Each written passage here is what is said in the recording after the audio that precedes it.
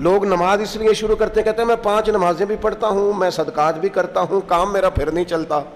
تو میں کہتا ہوں تمہیں پتہ ہی نہیں، نمازی کے لیے تو آزمائش ہے. جتنا جتنا ایمان کامل اتنی اتنی آزمائش بھی زیادہ. اور یہ میں اپنے پاس سے نہیں کہہ رہا.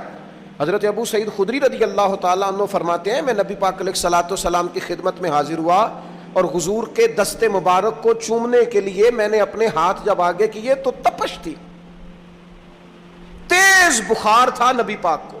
تو حضرت ابو سعید خدری رضی اللہ تعالیٰ عنہ ارشاد فرماتے ہیں کہ میں نے، یہ سنن ابن ماجہ میں موجود ہے، فرماتے میں نے عرض کیا یا رسول اللہ صلی اللہ علیہ وسلم اتنا تیز بخار؟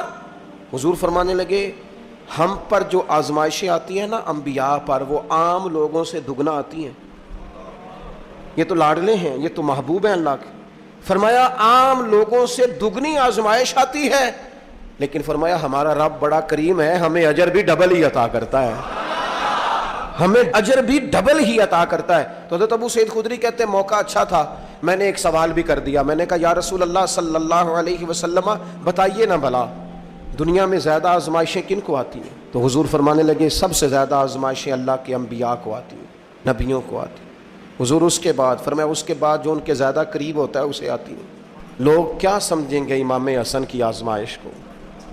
لوگ کیسے سمجھیں گے سیدنا امام حسین کی آزمائش کو؟ فرمایا جو ان کے زیادہ قریب ہوتا ہے اسے زیادہ آزمائش آتی ہے. تو حضور کے سب سے قریب تو امام حسن ہے نا، امام حسین ہے نا. تو کیا سمجھتا ہے قربت بس نسبت کے اظہار کا نام ہے اور بڑے لطف کے ساتھ زندگی گزارنے کا نام ہے؟